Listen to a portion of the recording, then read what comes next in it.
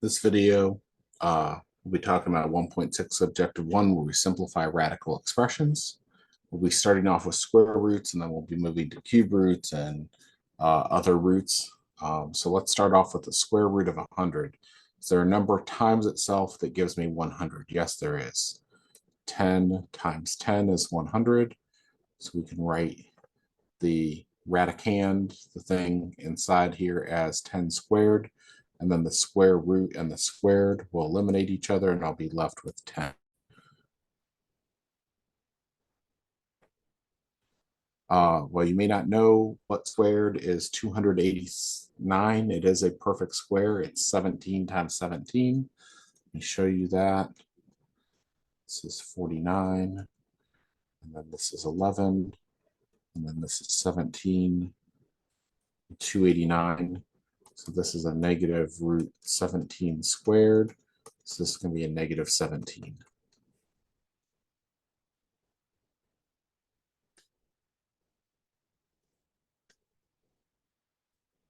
(36) is also a perfect square.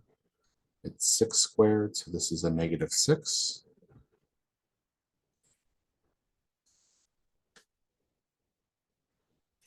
This is 100th. I'm going to write that in fraction form, like that. So this is the square root of 1 over the square root of 100 is 1 over 10, which is 1/10, like that. We'll get into these properties of square roots here in a little bit, but the square root of a quotient is the quotient of the roots. So that's one of the things that I can do with square roots. Now we're on to cube roots. So we're going to ask what times itself gives me the number on the inside. So this is -2 times -2 times -2, because 2 times 2 times 2 is 8. And a negative times a negative times a negative is a negative. So this is the cube root of -2 to the third power. Cube root and the cubed will eliminate each other and leave me with -2.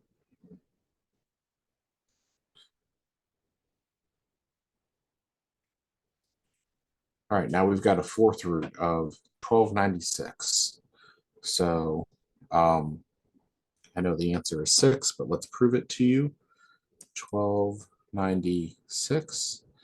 Let's just break it down. We see that it's an even number. So 2 times 648, which is 2 times 324, which is 2 times 162, which is 2 times 81.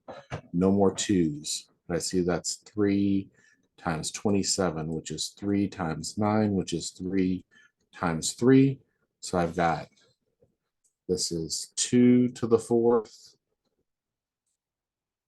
and also 3 to the 4th in there.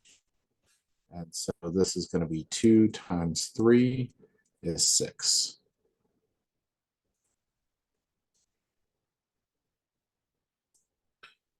When I square a square root, I should get what's inside, as long as the radical was defined to start off with. Remember, we can't take even root negative numbers there. All right, a little arithmetic here before we get started. Cube root of -31 is going to be negative cube root of -1 times cube root of 31. Cube root of -1 is -1. So this is going to be -1 times -1 is +1. It's going to leave me with cube root of 31. So this simplifies to give me cube root of 31 cubed, and those are going to eliminate each other and leave me with 31.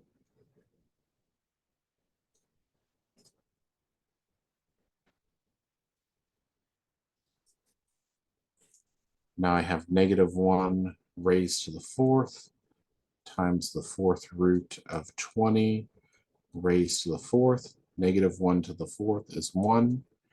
And then these are going to eliminate. Give me 20. This will give me 20. Now we're on to some where we actually simplify and get some roots left over. So the square root of 90 is the square root of 9 times 10, which is the square root of 9 times the square root of 10. The square root of 9 is 3. Square root of 10 doesn't have any perfect squares left in it. So this is 3 root 10. Square root of 1200, I'm going to have 100, obviously, from there, and then 12 is 4 times 3. So this is 10 times 2 times root 3 is going to be 20 root 3.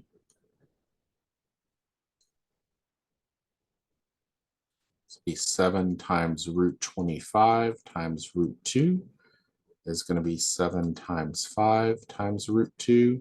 It's going to be 35 root 2.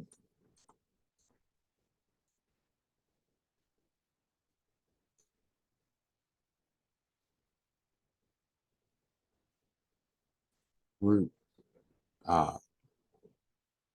28 is root 4 times 7 is 2 root 7 over 14.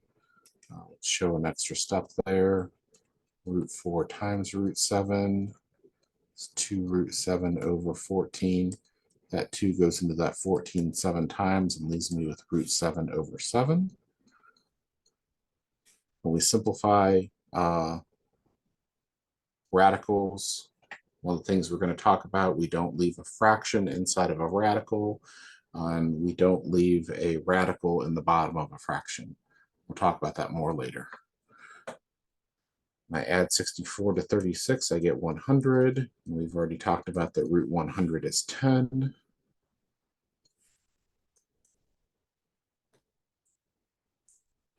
This is going to be root 4 plus 64 is root 68. 68 is 2 times 34, which is 2 times 17. I see my pair of 2's right there.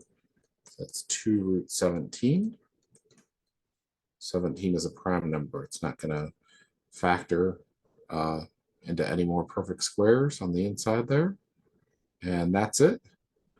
So we are done with 1.6 objective 1. We'll come back next time and talk about 1.6 objective 2. See you for the next video.